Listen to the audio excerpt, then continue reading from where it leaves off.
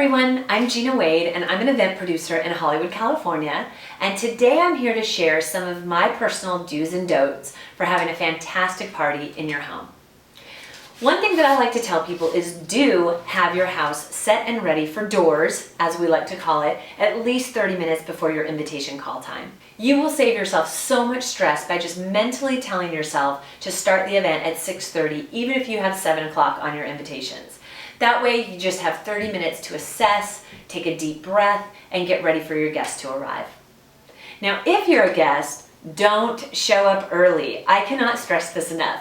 I know that you might be thinking that you're helping out or there might be something you can do, but when guests show up early, it does nothing but stress out the host because 9 times out of 10, they're making final touches or tweaking or getting dressed. As we know, that's typically as a hostess the last thing that you do, and there's nothing more stressful or embarrassing than guests showing up before you're really set and ready for them to arrive. So if you're a guest and you're running early, maybe stop off at a Starbucks or go get some gas in your car or do something to kill the time. But I personally don't think that guests should walk in the door until at least 5 to 10 minutes after the start time. Do make an event playlist. In fact, I like to say make two.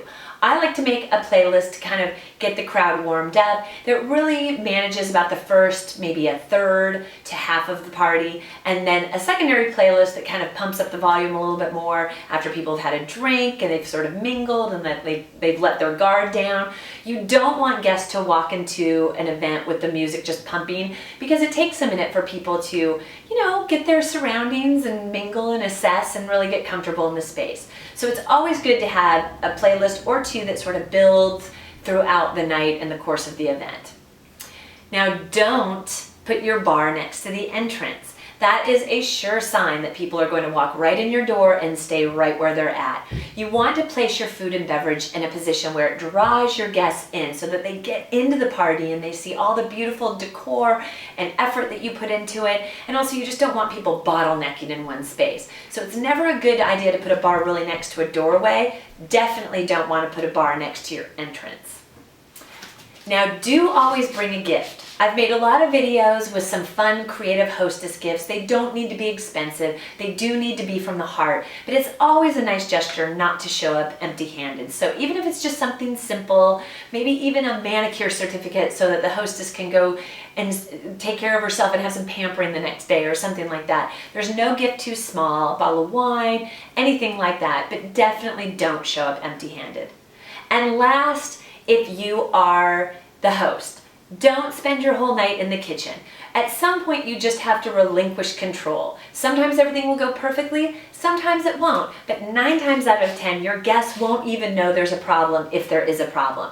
So don't spend your time and energy creating this beautiful event and then miss it. Your friends and your family are there to see you. So, if there's some problems with the food or problems with the bar, nobody's even going to notice it, but they will notice if they don't ever see you at your own party. So make sure you mingle, make sure you have a drink, make sure you try the food that you've worked so hard on, and enjoy your guests. That's what a party is all about. So let the party get started. Enjoy.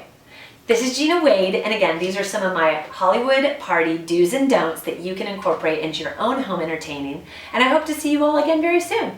Bye!